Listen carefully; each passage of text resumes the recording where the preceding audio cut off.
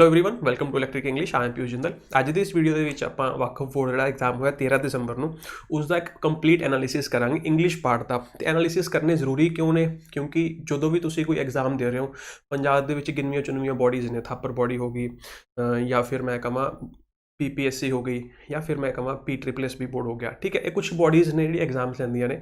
ਹੁਣ ਆਪਾਂ ਨੂੰ ਪਤਾ ਹੈ ਕਿ ਆਉਣ ਵਾਲੇ ਟਾਈਮ ਦੇ ਵਿੱਚ 50,000 ਵੈਕੈਂਸੀਜ਼ ਆਉਣਗੀਆਂ। ਉਹਦੇ ਵਿੱਚੋਂ ਜਿਹੜੇ ਵੀ ਐਗਜ਼ਾਮ ਥਾਪਰ ਲਏਗੀ ਤਾਂ ਤੁਹਾਨੂੰ ਪਤਾ ਚੱਲੇਗਾ ਕਿ ਥਾਪਰ ਦੀ ਓਰੀਐਂਟੇਸ਼ਨ ਕੀ ਹੈ, ਇੰਗਲਿਸ਼ ਨੂੰ ਲੈ ਕੇ ਜਾਂ ਫਿਰ ਪੰਜਾਬੀ ਨੂੰ ਲੈ ਕੇ ਜਾਂ ਫਿਰ GK ਨੂੰ ਲੈ ਕੇ। ਹੁਣ ਆਪਾਂ ਨੂੰ ਪਤਾ ਹੈ ਕਿ ਅੱਜ ਦੇ ਟਾਈਮ ਦੇ ਵਿੱਚ ਮਤਲਬ ਹਜੇ ਤੱਕ ਆਪਾਂ ਕੀ ਦੇਖਿਆ ਸੀਗਾ ਵੀ ਅਗਰ ਮੈਂ ਇੰਗਲਿਸ਼ ਦੀ ਗੱਲ ਕਰਾਂ ਤਾਂ ਇੰਗਲਿਸ਼ ਦੇ ਵਿੱਚ ਬੇਸਿਕਲੀ ਕੀ ਹੁੰਦਾ ਸੀਗਾ ਕਿ ਅਗਰ 5 ਨੰਬਰ ਦੀ ਇੰਗਲਿਸ਼ ਆ ਰਹੀ ਹੈ ਜਾਂ 10 ਨੰਬਰ ਦੀ ਇੰਗਲਿਸ਼ ਆ ਰਹੀ ਹੈ, ਉਹਦੇ ਵਿੱਚੋਂ ਕੀ ਹੁੰਦਾ ਸੀਗਾ ਵੀ ਮੈਕਸਿਮਮ ਵੋਕੈਬਲਰੀ ਹੁੰਦੀ ਸੀ, ਠੀਕ ਹੈ, ਜਾਂ ਫਿਰ ਗ੍ਰਾਮਰ ਹੁੰਦੀ ਸੀ, ਠੀਕ ਹੈ। ਲੇਕਿਨ ਤੁਸੀਂ ਇਹ ਪੇਪਰ ਦੇ ਵਿੱਚ ਦੇਖੋਗੇ ਕਿ ਦੋਵੇਂ ਹੀ RC ਆ ਗਏ, 2 RC ਨੇ और 6 नंबर की इंग्लिश आई है। एक RC ਦੇ ਵਿੱਚੋਂ 3 क्वेश्चन ने, पहले RC चो 3 क्वेश्चन पूछने, दूसरे चो 3 क्वेश्चन पूछने। तो ਤੁਹਾਨੂੰ एटलीस्ट पता तो ਚੱਲੇਗਾ ਨਾ ਅਗਰ ਤੁਸੀਂ ਅੱਗੇ ਵੀ ਪੇਪਰ ਦੇਣ ਜਾ ਰਹੇ ਹੋ। ਪੰਜਾਬ ਦਾ ਕੋਈ ਵੀ ਪੇਪਰ ਆਏਗਾ, ਉਹਨੂੰ ਪਤਾ ਵੀ ਕਿ 2021 ਦੇ ਵਿੱਚ ਪੋਸਟ ਇਲੈਕਸ਼ਨਸ ਹੋਣਗੇ, ਫਿਰ 22 ਦੇ ਵਿੱਚ ਇਲੈਕਸ਼ਨਸ ਹੋਣਗੇ ਤੇ 21 ਚ ਪੋਸਟ ਆਣਗੀਆਂ। ਤਾਂ ਜਿਹੜੇ ਪੇਪਰ ਥਾਪਰ ਲਏਗੀ ਤਾਂ ਤੁਹਾਨੂੰ ਪਤਾ ਚੱਲੇਗਾ ਕਿ ਓਰੀਐਂਟੇਸ਼ਨ ਚੇਂਜ ਹੋ ਰਹੀ ਹੈ, ਪੇਪਰ ਦਾ ਪੈਟਰਨ ਚੇਂਜ ਹੋ ਰਿਹਾ ਹੈ ਵੀ ਹੁਣ RC ਦੇ ਵਿੱਚੋਂ ਜ਼ਿਆਦਾ ਕੁਐਸਚਨ ਆਉਣ ਲੱਗੇ ਵੀ ਰੀਡਿੰਗ ਕੰਪਰੀਹੈਂਸ਼ਨ ਸਟਰੋਂਗ ਹੋਣਾ ਚਾਹੀਦਾ ਬੱਚੇ ਦਾ, ਹੈ ਨਾ। ਤਾਂ ਆਪਾਂ ਨੂੰ ਉਰੇ ਪਤਾ ਚੱਲੇਗਾ। ਚਲੋ ਟਾਈਮ ਨਹੀਂ ਵੇਸਟ ਕਰਦੇ, ਅੱਜ ਆਪਾਂ ਇੰਗਲਿਸ਼ ਦਾ ਪੋਰਸ਼ਨ ਡਿਸਕਸ ਕਰਾਂਗੇ ਕਿਹਦੇ ਦੁਆਰਾ, ਮੇਰੇ ਦੁਆਰਾ। I am Piyush Jindal. तो चलो आप स्टार्ट करते हैं। सब तो पहला देखो आप पेपर आया जी, ये आप जो सैट सॉल्व करा B सैट सॉल्व कर रहे हैं, ठीक है। आप मैं सारा टाइप किया तो आप अगे देखते हैं। देखो सब तो पहले इन्होंने एक पैसेज दिता, ठीक है। उस तो बाद इन्होंने 3 क्वेश्चन पूछने पैसेज के विचों। ਜਿਹੜੇ ਬੱਚੇ ਨੇ पेपर दिता है उन्होंने तो सॉल्व किया होएगा, लेकिन ਜਿਹੜੇ स्टूडेंट्स ने यह पेपर नहीं दिता तो मेरी सिंसीयर एक रिक्वेस्ट है या फिर थोड़ा सुजैशन समझ लो, बड़ा भाई समझ के सुजैशन समझ लो कि तुसी प्लीज़ इनू एटलीस्ट एक बार अटैम्प्ट करो, अपने लैवल से अटैम्प्ट करो, ठीक है। तो वीडियो ਨੂੰ पॉज कर सकते हो, तुसी इनू अटैम्प्ट करो, उस तो बाद सोल्यूशन देखना, ठीक है। ਤੁਹਾਨੂੰ ਕਿੰਨਾ ਸਮਝ ਆ ਰਿਹਾ, वैसे तो बहुत ईजी है, ठीक है। चलो आई होप ਤੁਸੀਂ ਅਟੈਂਪਟ ਕਰ ਲਿਆ ਹੋਵੇਗਾ। ਆਪਾਂ ਪੜ੍ਹਦੇ ਹਾਂ। ਹੁਣ ਦੇਖੋ RC ਜਦੋਂ ਆਪਾਂ ਸੋਲਵ ਕਰਦੇ ਹਾਂ ਤੇ ਆਪਾਂ ਕਹਿੰਦੇ ਆ ਵੀ 2 ਤਰੀਕੇ ਨਾਲ ਸੋਲਵ ਹੋ ਸਕਦਾ ਹੈ। ਤੁਸੀਂ ਕਿਤੇ ਵੀ ਪੜ੍ਹਿਆ ਹੋਏਗਾ ਜਾਂ ਫਿਰ ਜਨਰਲੀ ਇਹ ਕਿਹਾ ਜਾਂਦਾ 2 ਤਰੀਕੇ ਨਾਲ ਸੋਲਵ ਕਰ ਸਕਦੇ ਹੋ। ਪਹਿਲਾ ਤਰੀਕਾ ਕੀ ਹੈ ਕਿ ਪਹਿਲਾਂ RC ਪੜ੍ਹੋ, ਫਿਰ ਉਸ ਤੋਂ ਬਾਅਦ ਕੁਐਸਚਨਸ ਪੜ੍ਹੋ, ਠੀਕ ਹੈ। ਦੂਸਰਾ ਤਰੀਕਾ ਕੀ ਹੈ ਕਿ ਪਹਿਲਾਂ ਕੁਐਸਚਨਸ ਪੜ੍ਹ ਲਓ ਫਿਰ RC ਪੜ੍ਹ ਲਓ, ਠੀਕ ਹੈ। ਦੋਵੇਂ ਤਰੀਕੇ ਨਾਲ ਹੋ ਸਕਦਾ, ਮੈਂ ਦੋਵਾਂ ਨਾਲ ਸਹਿਮਤ ਹਾਂ, ਲੇਕਿਨ ਇਹਦੇ ਵਿੱਚ ਬਹੁਤ ਸਾਰੇ ਕਲੌਜ਼ਸ ਨੇ। ਕਈ ਵਾਰ ਹੁੰਦਾ ਨਾ ਕਿ ਆਪਾਂ ਕੁਛ ਆਨਸਰ ਯੈਸ ਨੋ ਦੇ ਵਿੱਚ ਨਹੀਂ ਦੇ ਸਕਦੇ, ਉਹੀ ਚੀਜ਼ ਹੈ। ਆਪਾਂ ਇਹਨੂੰ ਯੈਸ ਨੋ ਦੇ ਵਿੱਚ ਨਹੀਂ ਕੈਟਾਗਰਾਈਜ਼ ਕਰ ਸਕਦੇ, ਕਿਉਂਕਿ ਮੈਂ ਤੁਹਾਨੂੰ ਦੱਸ ਦੂੰਗਾ ਵੀ ਇਹਦੀ ਐਡਵਾਂਟੇਜਸ ਇਹ ਨੇ, ਇਹਦੀ ਐਡਵਾਂਟੇਜਸ ਇਹ ਨੇ, ਠੀਕ ਹੈ। ਫਿਰ ਤੁਸੀਂ ਡਿਸਾਈਡ ਕਰਨਾ ਯਾਰ ਕਿ ਹਾਂ ਪਹਿਲਾਂ ਕੀ ਕਰਨਾ ਚਾਹੀਦਾ। ਉਹ ਵੀਡੀਓ ਆਪਾਂ ਡਿਟੇਲ ਬਾਅਦ 'ਚ ਡਿਸਕਸ ਕਰਾਂਗੇ। ਇਸ ਵੀਡੀਓ ਦਾ ਮੋਟਿਵ ਹੈ ਕਿ ਤੁਹਾਨੂੰ ਆਨਸਰਸ ਦੱਸਣੇ ਕਿ ਇਸ ਜਿਹੜਾ ਪੈਸੇਜ ਹੈ ਜਾਂ ਫਿਰ ਜਿਹੜੇ ਕੁਐਸਚਨਸ ਨੇ ਇਹਦੇ ਆਨਸਰਸ ਕੀ ਨੇ। ਤਾਂ ਆਪਾਂ ਡਿਟੇਲ 'ਚ ਗੱਲ ਨਹੀਂ ਕਰਾਂਗੇ, ਠੀਕ ਹੈ। 2 ਪੈਸੇਜ ਨੇ, ਆਪਾਂ ਤੁਹਾਨੂੰ ਦੋਵੇਂ ਤਰੀਕੇ ਨਾਲ ਕਰਕੇ ਦਿਖਾਊਂਗਾ। ਇੱਕ ਪਹਿਲੇ ਇਸ ਦੇ ਵਿੱਚ ਆਪਾਂ ਕੀ ਕਰਾਂਗੇ, ਇਸ ਦੇ ਵਿੱਚ ਆਪਾਂ ਪਹਿਲਾਂ ਕੁਐਸਚਨਸ ਪੜਾਂਗੇ ਤੇ ਇੱਕ ਦੂਸਰਾ ਪੈਸੇਜ ਜਿਹੜਾ ਉਹਦੇ ਵਿੱਚ ਆਪਾਂ ਪਹਿਲਾਂ ਪੈਸੇਜ ਪੜਾਂਗੇ। ਜਿਵੇਂ ਤੁਹਾਨੂੰ ਸਹੀ ਲੱਗੇਗਾ ਆਪਾਂ ਉਵੇਂ ਕਰ ਲਾਂਗੇ, ਠੀਕ ਹੈ। ਚਲੋ ਇਹਦੇ ਵਿੱਚ ਆਪਾਂ ਪਹਿਲਾਂ ਕੁਐਸਚਨਸ ਪੜ੍ਹ ਲੈਂਦੇ ਹਾਂ ਜੀ। ਕੁਐਸਚਨ ਦੇਖੋ ਕੀ ਕਹਿ ਰਿਹਾ, ਤਰੀਕੇ ਨਾਲ ਪੜ੍ਹਨੇ ਨੇ, ਦੇਖੋ ਸਮਝਣਾ ਕੀ ਕਹਿਣਾ ਚਾਹ ਰਿਹਾ।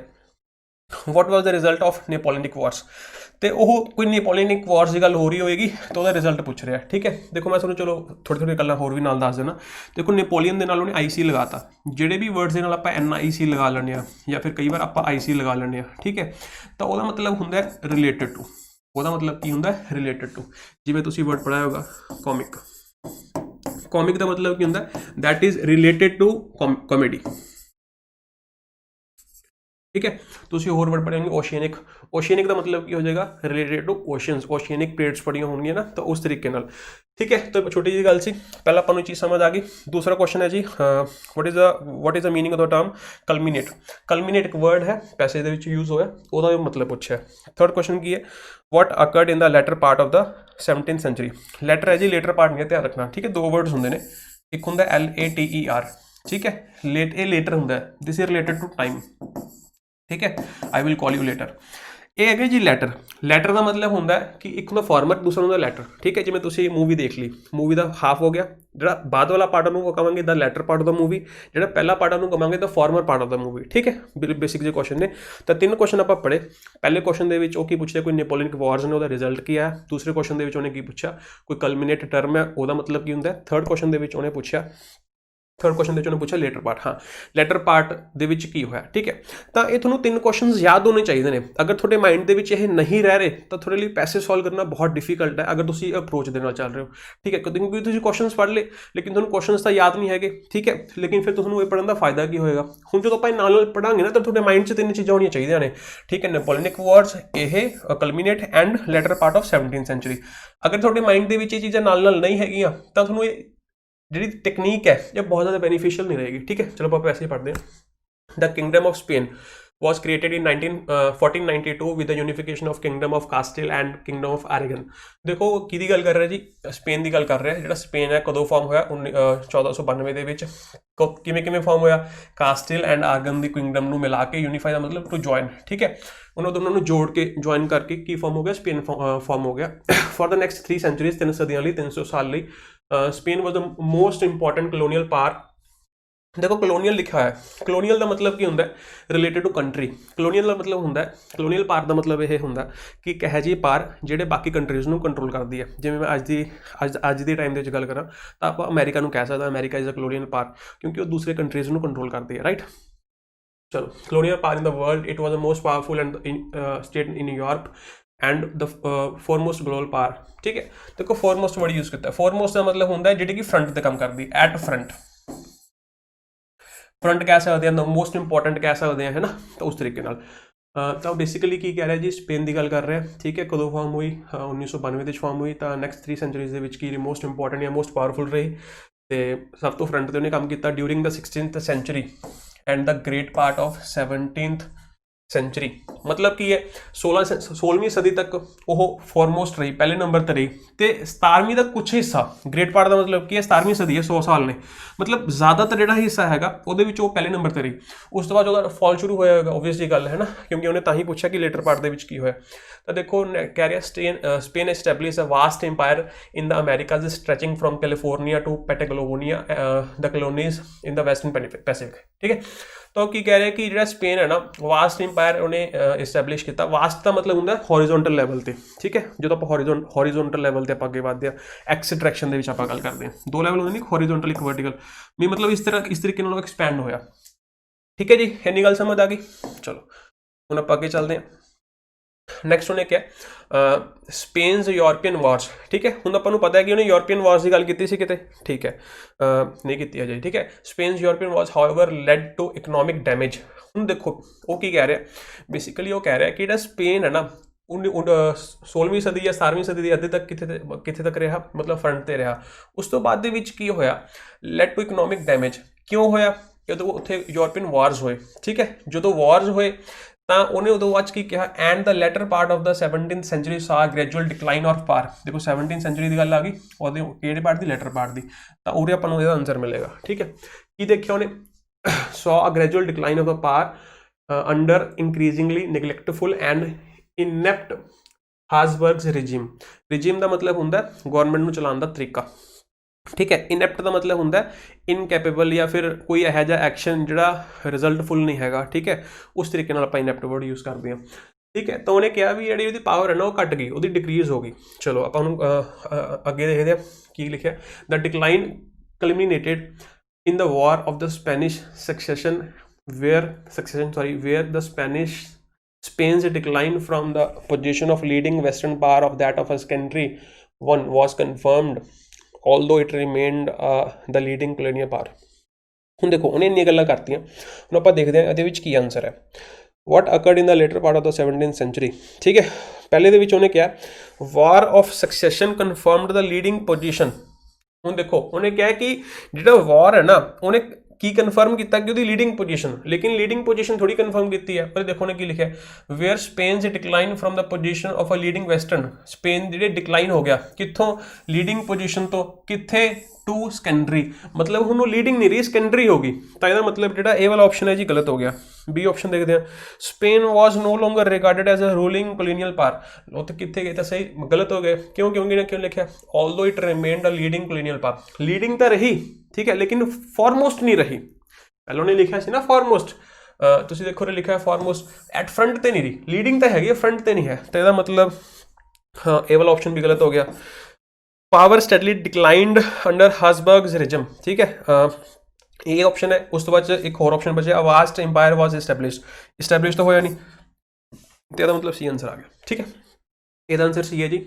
ਅੱਗੇ ਚੱਲਦੇ ਹੁਣ ਦੇਖੋ ਉਹਨੇ ਇੱਕ ਵਰਡ ਯੂਜ਼ ਕੀਤਾ ਕਲਮੀਨੇਟਡ ਦਾ ਮਤਲਬ ਹੁੰਦਾ ਟੂ ਕਿਸੇ ਚੀਜ਼ ਦਾ ਖਤਮ ਹੋ ਜਾਣਾ ਵਿਦ ਅ ਪਰਟੀਕੂਲਰ ਰਿਜ਼ਲਟ। ਜਦੋਂ ਤੁਸੀਂ ਕਿਸੇ ਚੀਜ਼ ਦਾ ਐਂਡ ਸ਼ੋ ਕਰਦੇ ਹੋ ਉਹਦੇ ਰਿਜ਼ਲਟ ਦੇ ਨਾਲ, ਤਾਂ ਆਪਾਂ ਉੱਥੇ ਵਰਡ ਯੂਜ਼ ਕਰਦੇ ਹਾਂ ਕਲਮੀਨੇਟਡ। ਜਿਵੇਂ ਮੈਂ ਕਹਾਂ ਦਾ ਐਕਸੀਡੈਂਟ ਜਾਂ ਫਿਰ ਦਾ ਵਾਰ ਕਲਮੀਨੇਟਡ ਇਨ 500 ਡੈਥਸ, ਤਾਂ ਇਹਦਾ ਮਤਲਬ ਕੀ ਹੈ ਕਿ ਵਾਰ ਖਤਮ ਹੋ ਗਿਆ, 500 ਡੈਥਸ ਹੋਈਆਂ ਉੱਥੇ। ਠੀਕ ਹੈ, ਮਤਲਬ ਉਹ ਰਿਜ਼ਲਟ ਹੈ ਉਹਦਾ, ਉਹ ਐਂਡ ਪ੍ਰੋਡਕਟ ਹੈ। ਤਾਂ ਇੱਕ ਚੀਜ਼ ਦਾ ਧਿਆਨ ਰੱਖਣਾ, ਹਮੇਸ਼ਾ ਕਲਮੀਨੇਟਡ ਦੇ ਨਾਲ ਆਪਾਂ ਇਨ ਯੂਜ਼ ਕਰਦੇ ਹਾਂ। ਇਨ ਯੂਜ਼ ਕੀਤਾ ਹੋਏਗਾ ਕਿੱਥੇ ਆ ਸੀ, ਇਹਦੇ ਨਾਲ ਕੀ ਯੂਜ਼ ਕੀਤਾ, ਇਨ ਯੂਜ਼ ਕੀਤਾ। ਠੀਕ ਹੈ, ਔਰ ਇਹ ਕੀ ਕਰ ਰਿਹਾ ਹੈ, ਇਨ ਦੇ ਨਾਲ ਸ਼ੋ ਕਰ ਰਿਹਾ ਕਿ ਆਹ ਰਿਜ਼ਲਟ ਹੈ ਉਹਦਾ। ਠੀਕ ਹੈ, ਆਹ ਰਿਜ਼ਲਟ ਮਿਲਿਆ। ਜਿਵੇਂ ਕਹਾਂ his hard work culminated in success in a government job, ਮਤਲਬ ਕਿ ਉਹਦਾ ਹਾਰਡ ਵਰਕ ਜਿਹੜਾ ਉਹਦਾ ਰਿਜ਼ਲਟ ਆਇਆ, ਖਤਮ ਹੋ ਗਿਆ, ਉਹਦਾ ਰਿਜ਼ਲਟ ਆਇਆ ਕਿ ਨਾਲ ਉਹਨੂੰ ਕੀ ਮਿਲ ਗਈ, ਜੌਬ। ਠੀਕ ਹੈ, ਤਾਂ ਇਸ ਤਰੀਕੇ ਨਾਲ ਆਪਾਂ ਕਲਮੀਨੇਟਡ ਵਰਡ ਯੂਜ਼ ਕਰਦੇ ਹਾਂ। ਮਤਲਬ ਇਹਦਾ ਮਤਲਬ ਕੀ ਹੈ, ਫੋਲੋ ਪਰਟੀਕੂਲਰ ਪਾਥ। ਸੈਕਿੰਡ ਕੀ ਹੈ, ਰੀਚ ਦ ਲੋਐਸਟ ਪੁਆਇੰਟ, ਗਲਤ ਹੈ। ਠੀਕ ਹੈ, particular path follow, introduce a grand scale, ਗਲਤ ਹੈ ਜੀ। ਉਸ ਤੋਂ ਬਾਅਦ ਦੇ ਵਿੱਚ to reach a final result, ਇਹਦਾ ਡੀ ਆਪਸ਼ਨ ਆ ਗਿਆ। ਕਲੀਅਰ, ਅੱਗੇ ਚੱਲਦੇ ਹਾਂ। What was the result of Napoleon wars, ਇਹ ਕੁਐਸਚਨ ਰਹਿ ਗਿਆ ਆਪਣਾ, ਇਹਦਾ ਦੇਖਦੇ ਹਾਂ। The 18th century saw new dynasty, 18ਵੀਂ ਦੇ ਵਿੱਚ ਨਵੀਂ ਡਾਇਨੈਸਟੀ ਆ ਗਈ ਜੀ। ਦ ਬੋਰਬੋਨਸ, ਠੀਕ ਹੈ, which directed considerable efforts towards the institutional renewal of the state with some success, speaking in a successful involvement in American war of the independence. ਇਹਦੇ ਬਾਰੇ ਕੁਛ ਨਾ ਪੁੱਛਿਆ ਨਾ, ਆਪਾਂ ਨੂੰ ਇੰਨੇ ਕਰਨ ਦੀ ਲੋੜ ਹੈ, ਕਿਉਂਕਿ ਪੁੱਛਿਆ ਹੀ ਨਹੀਂ ਤਾਂ ਆਪਾਂ ਨੂੰ। ਠੀਕ ਹੈ, ਆਪਾਂ ਕਿਉਂ ਇੰਨੀ ਪਕਾਈ ਕਰੀਏ। The end of the 18th century and the start of the 19th century saw turmoil. ਟਰਮੋਇਲ ਦਾ ਮਤਲਬ ਹੁੰਦਾ ਹੈ ਸਟੇਟ ਆਫ ਗ੍ਰੇਟ ਕਨਫਿਊਜ਼ਨ। ਠੀਕ ਹੈ, ਜਿੱਥੇ ਤੁਹਾਨੂੰ ਪਤਾ ਨਹੀਂ ਹੁੰਦਾ ਵੀ ਹੁਣ ਕਰਨਾ ਕੀ ਹੈ, ਬਹੁਤ ਜ਼ਿਆਦਾ ਤੁਸੀਂ ਕਨਫਿਊਜ਼ਡ ਹੋ, ਉਹ ਸਟੇਟ ਹੈ, ਉਹ ਸਟੇਟ ਵਿੱਚ। ਅਨਲੀਜ਼ਡ ਦਾ ਮਤਲਬ ਹੁੰਦਾ ਟੁੱਟ ਕੇ ਇੱਕਦਮ, ਬਹੁਤ ਹੀ ਇੱਕ ਇਹੋ ਜਿਹਾ ਇਫੈਕਟ ਜੋ ਬਹੁਤ ਜਲਦੀ ਸਪਰੈਡ ਹੋਣ ਲੱਗ ਜਾਂਦਾ ਹੈ। ਠੀਕ ਹੈ, unleashed throughout Europe by French revolutionary and Napoleonic wars. ਦੇਖੋ ਉਰੇ ਗੱਲ ਕਰ ਲਈ ਨੈਪੋਲੀਅਨ ਵਾਰਸ ਦੀ, ਮਤਲਬ ਉਰੇ ਆਪਣਾ ਆਨਸਰ ਪਿਆ। ਠੀਕ ਹੈ, ਮਤਲਬ 19ਵੀਂ ਸਦੀ ਦੇ ਵਿੱਚ ਕੀ ਹੋ ਗਿਆ, ਆਹ ਕੁਛ ਹੋ ਗਿਆ। ਮਤਲਬ ਇੱਕ ਇਹੋ ਜਿਹੀ ਸਟੇਟ ਆ ਗਈ ਜਿੱਥੇ ਸਾਰੀਆਂ ਚੀਜ਼ਾਂ ਕਨਫਿਊਜ਼ਨ ਦੇ ਵਿੱਚ ਚਲੇ ਗਈਆਂ, ਜੋ ਕਿ ਕਿਹਦੇ ਦੁਆਰਾ ਆਇਆ, French revolutionary and Napoleonic wars. ਇਹ ਵਾਰਸ ਦੇ ਅਕੋਰਡਿੰਗ ਕਰਕੇ ਆਇਆ, which finally led to a French occupation. ਇਹਦਾ ਮਤਲਬ ਕੀ ਹੈ, ਉਹਨੇ ਕੀ ਲੈਡ ਕੀਤਾ, ਉਹਦਾ ਰਿਜ਼ਲਟ ਕੀ ਆਇਆ, ਫ੍ਰੈਂਚ ਨੇ ਆਕੂਪਾਈ ਕਰ ਲਿਆ। ਕੀ ਆਕੂਪਾਈ ਕਰ ਲਿਆ, ਮਚ ਆਫ ਦਾ ਕੰਟੀਨੈਂਟ। ਕਿਹੜੇ ਕੰਟੀਨੈਂਟ ਦੀ ਗੱਲ ਹੋ ਰਹੀ ਹੈ, ਸਪੇਨ ਦੀ ਗੱਲ ਹੋ ਰਹੀ ਹੈ। ਸਪੇਨ ਮਤਲਬ ਯੂਰਪ ਦੀ ਗੱਲ ਹੋ ਰਹੀ ਹੈ, ਇੰਕਲੂਡਿੰਗ ਸਪੇਨ। ਮਤਲਬ ਜਿਹੜਾ ਕੰਟੀਨੈਂਟ ਹੈ, ਕੰਟੀਨੈਂਟ ਦਾ ਜ਼ਿਆਦਾ ਹਿੱਸਾ ਉਹਨੇ ਕੀ ਫ੍ਰੈਂਚ ਨੇ ਆਕੂਪਾਈ ਕਰ ਲਿਆ, ਇੰਕਲੂਡਿੰਗ ਸਪੇਨ। ਕੁਐਸਚਨ ਦੇਖੋ ਕੀ ਹੈ। ਠੀਕ ਹੈ, ਕੁਐਸਚਨ ਦੇਖਦੇ ਹਾਂ ਜੀ ਆਪਾਂ ਕੀ ਹੈ। ਇੱਕ second. What was the result of the Napoleonic Wars? A small part of the continent. ਤੁਸੀਂ ਧਿਆਨ ਰੱਖਣਾ ਉਰੇ, ਉਹਨੇ ਕਿਹਾ much of the continent, small part ਨਹੀਂ ਕਿਹਾ ਤਾਂ ਗਲਤ। Next, Spain was occupied by French, ਇਹ ਸਹੀ। Next ਵੀ ਦੇਖਦੇ ਹਾਂ ਆਪਾਂ। War of Independence was unable to yield any positive, yield ਦਾ ਮਤਲਬ ਹੁੰਦਾ to produce। ਠੀਕ ਹੈ, ਤਾਂ ਗਲਤ ਹੈ ਜੀ। ਅਮਰੀਕਨ ਕਲੋਨੀਜ਼ ਵਰ ਡਿਸਟਰੋਇਡ ਆਫਟਰ ਵਾਰ, ਗਲਤ ਹੈ। ਠੀਕ ਹੈ, ਤੇ ਇਹਦਾ ਆਪਸ਼ਨ ਕੀ ਆ ਜਾਏਗਾ, ਬੀ। ਠੀਕ, ਆਪਾਂ ਇਹਨੂੰ 2 ਸੈਕਿੰਡ 'ਚ ਵੀ ਕਰ ਸਕਦੇ ਸੀ, ਮੈਂ ਤੁਹਾਨੂੰ ਸਿੱਧਾ ਆਨਸਰ ਵੀ ਦੱਸ ਸਕਦਾ ਸੀ, ਤੁਸੀਂ ਪੈਸੇ ਪੜ੍ਹ ਲਿਆ, ਮੈਂ ਤੁਹਾਨੂੰ ਆਨਸਰ ਦੱਸ ਦੇਣਾ। ਠੀਕ ਹੈ, ਲੇਕਿਨ ਮੈਂ ਚਾਹੁੰਦਾ ਵੀ ਤੁਸੀਂ ਦੇਖੋ ਵੀ ਆਪਾਂ ਕਿਸ ਤਰੀਕੇ ਨਾਲ ਇਹਨੂੰ ਸੋਲਵ ਕਰਦੇ ਹਾਂ। ਨੈਕਸਟ, ਇਹ ਸੈਕਿੰਡ ਪੈਸੇਜ ਹੈ। ਠੀਕ ਹੈ, ਜਿਹੜੇ ਬੱਚਿਆਂ ਨੇ ਪੇਪਰ ਨਹੀਂ ਦਿੱਤਾ ਤੇ ਇੱਕ ਵਾਰ ਤੁਸੀਂ ਵੀਡੀਓ ਨੂੰ ਪੌਜ਼ ਕਰਕੇ ਇਹਨੂੰ ਟਰਾਈ ਕਰੋ। ਚਲੋ, ਤੁਸੀਂ ਜੋ ਵੀ ਟਰਾਈ ਕੀਤਾ ਹੋਏਗਾ ਆਪਾਂ ਆਨਸਰਸ ਡਿਸਕਸ ਕਰਦੇ ਹਾਂ। ਹੁਣ ਇਹਦੇ ਵਿੱਚ ਕੀ ਹੈ, ਪਹਿਲਾਂ ਉਹਦੇ ਵਿੱਚ ਆਪਾਂ ਕੀ ਪੜ੍ਹਿਆ ਸੀਗਾ, ਆਪਾਂ ਕੀ ਕੁਐਸਚਨਸ ਪੜ੍ਹੇ ਸੀ। ਇਹਦੇ ਵਿੱਚ ਆਪਾਂ ਪਹਿਲਾਂ ਪੈਸੇਜ ਪੜ੍ਹਦੇ ਹਾਂ, ਫਿਰ ਜਿਵੇਂ ਤੁਹਾਨੂੰ ਸਹੀ ਲੱਗੇਗਾ ਆਪਾਂ ਉਵੇਂ ਕਰ ਲਾਂਗੇ। ਠੀਕ ਹੈ, ਮਤਲਬ ਉਵੇਂ ਕਰ ਲਾਂਗੇ, ਮਤਲਬ ਕੀ ਹੈ ਕਿ ਅੱਗੇ ਤੋਂ ਤੁਸੀਂ ਇਹੋ ਜਿਹੀ ਅਪਰੋਚ ਫੋਲੋ ਕਰ ਸਕਦੇ ਹੋ ਜਿਹੜੀ ਅਪਰੋਚ ਤੁਹਾਨੂੰ ਸਹੀ ਲੱਗੇਗੀ। ਡਿਟੇਲਡ ਸੈਸ਼ਨ ਮੈਂ ਬਣਾਉਂਗਾ, ਉਹਦੇ ਵਿੱਚ ਮੈਂ ਡਿਸਕਸ ਕਰੂੰਗਾ ਕਿ ਆਪਾਂ ਕਿੱਥੇ ਕਿੱਥੇ ਕਿਵੇਂ ਕਿਵੇਂ ਕੀ ਫੋਲੋ ਕਰਨਾ ਚਾਹੀਦਾ, ਕਿੱਥੇ ਕਿਹੜੀ ਅਪਰੋਚ ਫੋਲੋ ਕਰਨੀ ਚਾਹੀਦੀ ਹੈ, ਉਹ ਡਿਟੇਲਡ ਸੈਸ਼ਨ ਦੇ ਵਿੱਚ ਗੱਲ ਕਰਾਂਗੇ। ਫਿਲਹਾਲ ਆਪਾਂ ਦੇਖਦੇ ਹਾਂ, ਪਹਿਲਾਂ ਪੈਸੇਜ ਪੜ੍ਹਦੇ ਹਾਂ। At this stage of civilization, ਦੇਖੋ ਗੱਲ ਕਰ ਰਹੇ civilization, when many nations are brought into close and vital contact for good and evil. ਦੇਖੋ ਸਿਵਲਾਈਜੇਸ਼ਨ ਦਾ ਮਤਲਬ ਕੀ ਹੁੰਦਾ, ਸਿਵਲਾਈਜ਼ ਦਾ ਮਤਲਬ ਕੀ ਹੁੰਦਾ, ਸਿਵਲਾਈਜ਼ ਦਾ ਮਤਲਬ ਹੁੰਦਾ ਟੂ ਐਜੂਕੇਟ। ਠੀਕ ਹੈ, ਮਤਲਬ ਟੂ ਐਜੂਕੇਟ ਕਰਨਾ ਇੱਕ ਦੂਸਰੇ ਨੂੰ ਜਾਂ ਖੁਦ ਨੂੰ। ਠੀਕ ਹੈ, ਕਿਉਂ, ਤਾਂ ਕਿ ਆਪਾਂ ਇੱਕ ਬਿਹਤਰ ਤਰੀਕੇ ਨਾਲ ਜ਼ਿੰਦਗੀ ਨੂੰ ਜੀ ਸਕੀਏ। ਠੀਕ ਹੈ, ਆਪਣਾ ਅੱਜ ਵੀ ਮਕਸਦ ਕੀ ਹੈ। ਠੀਕ ਹੈ, ਸਿਵਲਾਈਜੇਸ਼ਨ ਦਾ ਮਤਲਬ ਇਹੀ ਹੁੰਦਾ। ਠੀਕ ਹੈ, ਸਿਵਲਾਈਜ਼ ਕਰਨਾ ਕਿਸੇ ਨੂੰ ਇਹੀ ਮਤਲਬ ਹੁੰਦਾ ਕਿ ਆਪਾਂ ਮਤਲਬ ਕਿਸੇ ਚੀਜ਼ ਨੂੰ ਇੰਪਰੂਵਡ, ਆਪਣੀ ਲਾਈਫ ਨੂੰ ਸੁਧਾਰ ਕਰੀਏ। ਲਾਈਫ ਦਾ ਸੁਧਾਰ ਕਿਵੇਂ ਹੋਊਗਾ, ਜਿਵੇਂ ਜਿਵੇਂ ਆਪਾਂ ਚੀਜ਼ਾਂ ਸਿੱਖਾਂਗੇ ਉਸ ਤਰੀਕੇ ਨਾਲ।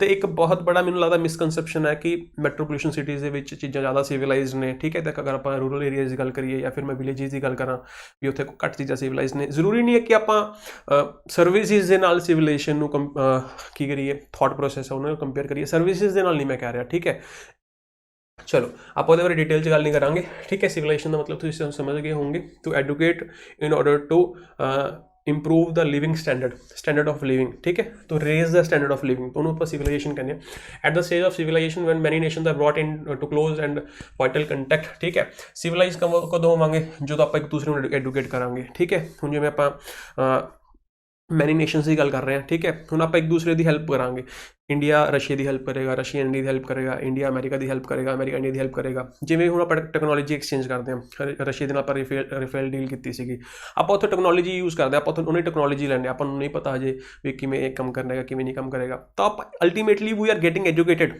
ठीक है, इन एनी मैनर, तो उन्होंने कहते हैं सिविलाइजेशन, ठीक है। When many nations are brought into close and vital contact for good and evil, it is essential, ठीक है। की चीज़ एसेंशियल है, ये सारी चीज़ प्रोसैस करने लई एसेंशियल की है एज नैवर बिफोर, ठीक है। अज तो पहले कदे नहीं इन्नी कदे भी नहीं एसेंशियल जी जिन्नी अज है, जिन्नी जरूरत इस चीज़ की अज हो पहले कदे भी नहीं सी, ठीक है। That their gross ignorance of one another should be diminished. देखो ग्रॉस के काफ़ी मतलब होंगे ने, ग्रॉस एक गाली भी होंगे, ये तो मतलब, ठीक है भी आप जो किसी को डिसगस्टिंग आप कहने दैट्स ग्रॉस, ठीक है, बहुत डिसगस्टिंग है समथिंग, ठीक है, तो आप कहने दैट्स ग्रॉस। आप यूज़ करते हैं ग्रॉस का मतलब टोटल भी होंगे, ग्रॉस इनकम आप तुम सुनिया होगा, व्हाट्स योर ग्रॉस इनकम, ठीक है।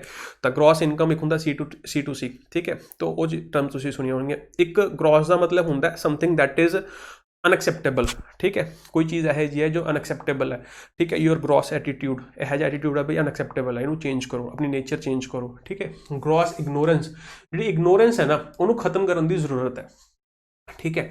पहली चीज़ की है भी आप ग्रॉस इग्नोरेंस खत्म करनी है, एंड कॉमा पाके क्या पहली चीज़ की कही है कही, दूसरी चीज़ कही and that they should begin to understand a little positive word है सम, इसका मतलब ये understand some of one another's historical experience and resulting mentality, ठीक है। तो वो की कह रहे हैं भी एक तो आपां नूं जरूरत है जी सिविलाइज करने वास्ते, सिविलाइजेशन अगे लेके जाने वास्ते की जरूरत है, पहली किहड़ी चीज़ की जरूरत है, इग्नोरेंस खत्म करने की जरूरत है। सैकेंड की कह रहा है जी हिस्टोरिकल एक्सपीरियंस जानने की जरूरत है। अगर तुहानूं किसी इंसान की हिस्टरी पता होएगी, ठीक है, तो मतलब आप तुहानूं उदों पता होएगा भी उहदी मैंटेलिटी किस तरह की है, ठीक है, या फिर तुसीं उस चीज़ को ज़्यादा तरीके नाल अच्छे तरीके नाल समझ सकते हो, ठीक है। तो वो कह रहे हैं कि अंडरस्टैंड आपको समझनी चाहिए, एक दूसरे का हिस्टोरिकल एक्सपीरियंस समझना चाहिए, रिजल्टिंग मैंटेलिटी, ठीक है। वो रिजल्ट किहदे विच करदा है, मैंटेलिटी दे विच करदा है। It is a fault of the English to expect the people of the other countries to react as they do, ठीक है। हुणे की कह रहे हैं, it is a fault of the English. देखो ने वर्ड यूज़ किया दी इंग्लिश का मतलब तुहानूं समझा देना, उरे दी इंग्लिश का मतलब इंग्लिश लैंग्वेज नहीं हैगी, ठीक है। उरे जिहड़ा इंग्लिश वर्ड है ना ये एक एडजैक्टिव है, ये की है उरे एक एडजैक्टिव है। जो भी तुसीं किसी भी एडजैक्टिव के नाल दी दा आर्टिकल यूज़ करते हो, ठीक है, ध्यान रखना जो भी तुसीं किसी भी एडजैक्टिव नाल दी दा आर्टिकल यूज़ करते हो तो एडजैक्टिव जिहड़ी क्वालिटी हुंदी है, दी का मतलब पूरी द होल क्लास, ठीक है। तो एक कॉमन नाउन बन जाता है, पूरी क्लास को रिप्रजेंट करता है। जिवें मैं पुअर की गल करा, एक पुअर वर्ड है, पुअर एक वर्ड है, ठीक है, ये मतलब क्वालिटी है, ही इज़ पुअर, तो एडजैक्टिव है। तो ये अगर दी लगाता तो दी पुअर का मतलब की है पीपल हु आर पुअर, ਇਹਦਾ मतलब की हो जाएगा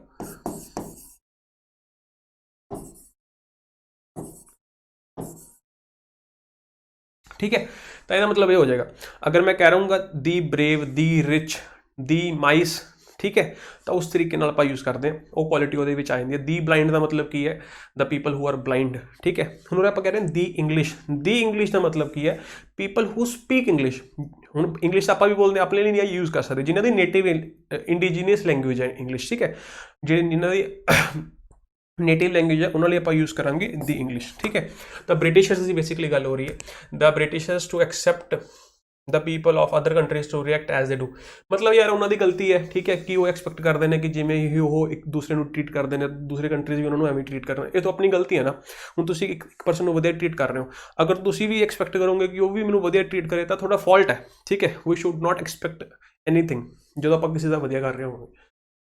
अगे वो की कह रहे जी रिएक्शन किहदे प्रति, to political and international situations, our genuine goodwill and good intentions are often brought to nothing, ठीक है। जिहड़ियां अपनी अच्छी इंटेंशंस होंदियां ने या फिर अपनी अच्छी रेपूटेशन होंदी है वो वर्थलैस हो जाती है, often it becomes worthless when because we expect other people to be like us, ठीक है।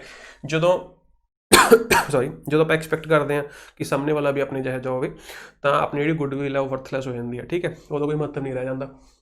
ਦਿਸ ਵੁੱਡ ਬੀ ਕਰੈਕਟਡ। ਇਹ ਸਾਰੀਆਂ ਚੀਜ਼ਾਂ ਕਿਵੇਂ ਕਰੈਕਟ ਹੋ ਸਕਦੀਆਂ ਨੇ? If we knew the history and not necessarily in detail. ਇਹ ਸਾਰੀਆਂ ਚੀਜ਼ਾਂ ਕਿਵੇਂ ਉਸੇ ਹੋ ਸਕਦੀਆਂ ਨੇ ਜਦੋਂ ਆਪਾਂ ਨੂੰ ਇੱਕ ਦੂਸਰੇ ਦਾ ਪਾਸਟ ਪਤਾ ਹੋਵੇ, ਹੈ ਨਾ। ਇਹਨਾਂ ਜ਼ਿਆਦਾ ਜ਼ਰੂਰੀ ਨਹੀਂ ਹੈ ਕਿ ਡਿਟੇਲ ਦੇ ਵਿੱਚ ਪਤਾ ਹੋਵੇ, ਬਟ ਇਨ ਬ੍ਰੌਡ ਆਊਟਲਾਈਨਸ, ਮਤਲਬ ਬ੍ਰੌਡਰ ਜਿਹਾ ਪਤਾ ਹੋਵੇ, ਆਪਾਂ ਨੂੰ ਆਈਡੀਆ ਹੋਵੇ ਵੀ ਉਹ ਬੰਦਾ ਕਿੱਥੋਂ ਆਇਆ, ਠੀਕ ਹੈ, ਉਹਦਾ ਪਾਸਟ ਕੀ ਹੈ, ਜ਼ਿਆਦਾ ਡਿਟੇਲ 'ਚ ਨਹੀਂ, ਬਸ ਬ੍ਰੌਡਰ ਆਊਟਲਾਈਨਸ ਆਪਾਂ ਨੂੰ ਪਤਾ ਹੋਣੀ ਚਾਹੀਦੀਆਂ ਨੇ। Outlines of the social and political conditions which have given each nations to its present character, ਠੀਕ ਹੈ। ਉਹੀ ਹੈ ਜੀ, ਬੇਸਿਕਲੀ ਉਹੀ ਕਹਿ ਰਿਹਾ ਵੀ ਅਗਰ ਜਿਹੜਾ ਪ੍ਰੈਜ਼ੈਂਟ ਕਰੈਕਟਰ ਹੈ ਆਪਣਾ, ਇੱਕ ਇਨਸਾਨ ਜਿਹੜੀ ਪ੍ਰੈਜ਼ੈਂਟ ਸ਼ੇਪ ਹੈ ਉਹਦੀ ਕਰੈਕਟਰ ਹੈ, ਉਹ ਕੌਣ ਦਿੰਦਾ? ਉਹਦਾ ਪਾਸਟ ਉਹਨੂੰ ਦਿੰਦਾ, ਠੀਕ ਹੈ। ਤਾਂ ਉਹੀ ਗੱਲ ਕਰ ਰਿਹਾ। ਚਲੋ, according to the author, mentality of the nation is mainly product of which of the followings. Mentality ਦੀ ਗੱਲ ਕਰ ਰਿਹਾ, ਠੀਕ ਹੈ। ਮੈਂਟੈਲਿਟੀ ਦੇ ਕਿੱਥੇ ਵਰਡ ਸੀਗਾ ਸੀ? ਰਿਜ਼ਲਟਿੰਗ ਮੈਂਟੈਲਿਟੀ। ਕਦੋਂ ਮੈਂਟੈਲਿਟੀ ਹੋਏਗੀ? ਜਦੋਂ ਹਿਸਟੋਰੀਕਲ ਐਕਸਪੀਰੀਅੰਸ ਆਪਾਂ ਨੂੰ ਪਤਾ ਹੋਏਗਾ ਇੱਕ ਦੂਸਰੇ ਦਾ, ਠੀਕ ਹੈ। ਇੰਟਰਨੈਸ਼ਨਲ ਪੋਜੀਸ਼ਨ ਗਲਤ, ਪਰਸਨਲ ਕਰੈਕਟਰ ਗਲਤ, ਪੋਲੀਟਿਕਸ ਗਲਤ। ਦੇਖੋ ਇਹ ਡੀ ਆਪਸ਼ਨ ਹੈ ਜੀ, ਹਿਸਟਰੀ। ਮੈਂ ਤੁਹਾਨੂੰ ਦਿਖਾ ਦੇਣਾ ਡੀ ਆਪਸ਼ਨ ਕੀ ਲਿਖਿਆ ਹੋਇਆ? ਹਿਸਟਰੀ। ਤਾਂ ਇਹਦਾ ਆਨਸਰ ਆ ਜਾਏਗਾ ਡੀ, ਠੀਕ ਹੈ। Next, the character of a nation is the result of which of the following, ਠੀਕ ਹੈ। ਕਰੈਕਟਰ ਦੀ ਗੱਲ ਕੀਤੀ ਸੀ, ਕਰੈਕਟਰ ਆਪਾਂ ਪੜ੍ਹਿਆ ਸੀ ਲਾਸਟ ਤੇ ਪੜ੍ਹਿਆ ਸੀ। ਪ੍ਰੈਜ਼ੈਂਟ ਕਰੈਕਟਰ, ਕਰੈਕਟਰ ਕੌਣ ਦੇ ਰਿਹਾ? We expect other people to be like us, would be corrected if we knew the history, not necessarily in detail but in broad categories of the social and political conditions, ਠੀਕ ਹੈ। ਤਾਂ ਹੁਣ ਉਹੀ ਕਹਿ ਰਿਹਾ ਕਿ ਆਪਾਂ ਨੂੰ social and political conditions the history ਪਤਾ ਹੋਵੇ, ਹੈ ਨਾ। ਤਾਂ ਗ੍ਰੋਸ ਇਗਨੋਰੈਂਸ ਗਲਤ ਹੈ ਜੀ, ਠੀਕ ਹੈ। ਮੈਂਟੈਲਿਟੀ ਗਲਤ ਹੋ ਗਿਆ, ਕਲਚਰਲ ਹੈਰੀਟੇਜ ਗਲਤ ਹੋ ਗਿਆ, ਸੋਸ਼ੀਓ ਪੋਲੀਟੀਕਲ ਕੰਡੀਸ਼ਨਸ। ਸੋਸ਼ੀਓ ਪੋਲੀਟੀਕਲ ਦਾ ਮਤਲਬ ਕੀ ਹੁੰਦਾ ਕਿ ਇੱਕ ਇਹੋ ਜਿਹਾ ਫੈਕਟਰ, ਇੱਕ ਇਹੋ ਜਿਹੀ ਕੋਈ ਚੀਜ਼ ਜਿਹੜੀ ਸੋਸ਼ਲੀ ਵੀ ਇਨਫਲੂਐਂਸਡ ਹੋ ਰਹੀ ਹੈ ਅਤੇ ਉਹ ਪੋਲੀਟੀਕਲ ਵੀ ਇਨਫਲੂਐਂਸਡ ਹੈ। ਜਿਵੇਂ ਮੈਂ ਕੋਵਿਡ ਦੀ ਗੱਲ ਕਰਾਂ, ਇਹ ਇੱਕ ਸੋਸ਼ੀਓ ਪੋਲੀਟੀਕਲ ਕਹਿ ਸਕਦੇ ਹੋ ਤੁਸੀਂ ਇਹਨੂੰ। ਕਿਉਂਕਿ ਸੋਸ਼ਲੀ ਵੀ ਇਨਫਲੂਐਂਸਡ ਹੈ, ਠੀਕ ਹੈ। ਆਪਣੇ 'ਤੇ ਵੀ ਡਿਪੈਂਡ ਕਰਦਾ, ਲੋਕਾਂ 'ਤੇ ਵੀ ਡਿਪੈਂਡ ਕਰਦਾ ਕਿ ਇਹ ਕਿੰਨਾ ਕੁ ਫੈਲ ਰਿਹਾ ਹੈ, ਕਿੰਨਾ ਕੁ ਆਪਾਂ ਇਹਨੂੰ ਕਰਬ ਕਰ ਰਹੇ ਹਾਂ। ਅਤੇ ਇਹ ਪੋਲਿਸੀਜ਼ 'ਤੇ ਵੀ ਡਿਪੈਂਡ ਕਰਦਾ। Policies are made by government, ਤਾਂ ਪੋਲੀਟੀਕਲ ਫੈਕਟਰ ਆ ਗਿਆ ਵਿੱਚ। ਜਿਹੜਾ ਪੋਲੀਟੀਕਲ ਅਤੇ ਸੋਸ਼ਲ ਫੈਕਟਰ ਦੋਨਾਂ ਤੋਂ ਮਿਲ ਕੇ ਬਣਦੇ ਕੋਈ ਚੀਜ਼, ਦੋਨੋਂ ਚੀਜ਼ਾਂ ਇਫੈਕਟ ਕਰ ਰਹੀਆਂ ਨੇ, ਦੈਟ ਇਜ਼ ਕਾਲਡ ਕੋਈ ਕਹਿ ਜਾ even that is socio political conditions, ਠੀਕ ਹੈ, ਜਾਂ ਫਿਰ ਕੋਈ ਵੀ ਚੀਜ਼। ਤਾਂ ਇਹਦਾ ਆਨਸਰ ਕੀ ਆਏਗਾ? ਏ। ਨੈਕਸਟ ਆਏਗਾ the need for a greater understanding between the nation. ਕਿਸ ਚੀਜ਼ ਦੀ ਜ਼ਰੂਰਤ ਹੈ? was always there, doesn't make any sense, is no longer there, गलत। भाई नीड किस चीज़ under, doesn't make any sense, is more today, ठीक है। ਜਿਹੜੀ ਅੰਡਰਸਟੈਂਡਿੰਗ ਹੈ, ਠੀਕ ਹੈ। ਹੁਣ ਇਹ ਜ਼ਰੂਰਤ ਨਹੀਂ ਹੈਗੀ ਆ, ਜ਼ਰੂਰਤ ਹੈਗੀ ਹੈ ਜੀ, ਠੀਕ ਹੈ। ਆਪਾਂ ਪੜ੍ਹਿਆ ਸੀ ਅੱਜ ਦੇ ਟਾਈਮ ਸਭ ਤੋਂ ਜ਼ਿਆਦਾ ਜ਼ਰੂਰਤ ਹੈ, ਕਿੱਥੇ ਪੜ੍ਹਿਆ ਸੀ ਆਪਾਂ? As an ever before. ਦੇਖੋ ਤਾਂ ਇਸਦਾ ਮਤਲਬ is more today than ever before, ਤਾਂ ਸਹੀ answer will be always there, ਗਲਤ, ਠੀਕ ਹੈ। ਤਾਂ ਆਈ ਹੋਪ ਤੁਹਾਨੂੰ ਸਮਝ ਆਏਗਾ, ਠੀਕ ਹੈ। ਤਾਂ ਅਗਰ ਤੁਹਾਨੂੰ ਵੀਡੀਓ ਵਗੈਰਾ ਪਸੰਦ ਆਈ ਹੋਗੀ ਤਾਂ ਤੁਸੀਂ ਚੈਨਲ ਨਾਲ ਜੁੜੋ, ਠੀਕ ਹੈ। ਅਤੇ ਚੈਨਲ ਨੂੰ ਜੁਆਇਨ ਵਗੈਰਾ ਕਰ ਸਕਦੇ ਹੋ, ਸਬਸਕ੍ਰਾਈਬ ਕਰ ਸਕਦੇ ਹੋ, ਠੀਕ ਹੈ। ਫਿਰ ਆਪਾਂ ਮਿਲਦੇ ਹਾਂ ਨੈਕਸਟ ਵੀਡੀਓਜ਼ ਦੇ ਵਿੱਚ। ਜੋ ਵੀ ਅੱਗੇ ਪੇਪਰਸ ਹੋਣਗੇ ਆਪਾਂ ਸਾਰੇ ਪੇਪਰਸ ਦਾ ਐਨਾਲਿਸਿਸ ਕਰਿਆ ਕਰਾਂਗੇ, ਡਿਟੇਲ ਦੇ ਵਿੱਚ ਕਰਿਆ ਕਰਾਂਗੇ, ਠੀਕ ਹੈ। ਹੋਰ ਵੀ ਬਹੁਤ ਸਾਰੀਆਂ ਚੀਜ਼ਾਂ ਆਪਾਂ ਕਰ ਰਹੇ ਹਾਂ। SP ਬਖਸ਼ੀ ਨਾਲ ਚਲਾਈ ਹੋਈ, SP ਬਖਸ਼ੀ ਦੇ ਵਿੱਚੋਂ ਸਿੱਧਾ ਡਾਇਰੈਕਟ ਕੁਐਸਚਨਸ ਆਉਂਦੇ ਨੇ, ਤਾਂ ਤੁਸੀਂ ਉਹਨੂੰ ਵੀ ਫੋਲੋ ਕਰ ਸਕਦੇ ਹੋ। ਜਿਹੜੇ ਬੱਚੇ ਦੀ ਗ੍ਰਾਮਰ ਵੀਕ ਹੈ ਤਾਂ ਤੁਹਾਨੂੰ ਮੈਂ ਦੱਸਣਾ ਚਾਹੁੰਦਾ ਤੁਸੀਂ ਗ੍ਰਾਮਰ ਵੀ ਪੜ੍ਹ ਸਕਦੇ ਹੋ, ਠੀਕ ਹੈ। ਆਪਣੇ ਚੈਨਲ 'ਤੇ ਤੁਸੀਂ ਜਾਓਗੇ, ਪਲੇਲਿਸਟ ਪੇਜ 'ਤੇ ਜਾਓਗੇ ਤਾਂ grammar from zero level the playlist ਹੈ, ਤੁਸੀਂ ਉਹਦੇ ਦੇਖਣਾ ਸਟਾਰਟ ਕਰ ਦਿਓ। ਬਹੁਤ ਸਾਰੇ ਬੱਚੇ ਮੈਨੂੰ ਮੈਸੇਜ ਕਰ ਰਹੇ ਨੇ ਕਿ ਸਰ ਬੇਸਿਕਸ ਵੀਕ ਨੇ, ਜਾਂ ਫਿਰ ਗਰੁੱਪਸ ਦੇ ਵਿੱਚ ਮੈਂ ਮੈਸੇਜ ਦੇਖਦਾ, ਤਾਂ ਤੁਸੀਂ ਉੱਥੋਂ ਸਟਾਰਟ ਕਰ ਸਕਦੇ ਹੋ, ਠੀਕ ਹੈ। ਅੱਜ ਦੀ ਵੀਡੀਓ 'ਚ ਆਪਾਂ ਇੰਨਾ ਹੀ ਕਰਾਂਗੇ। Thank you, bye bye, take care.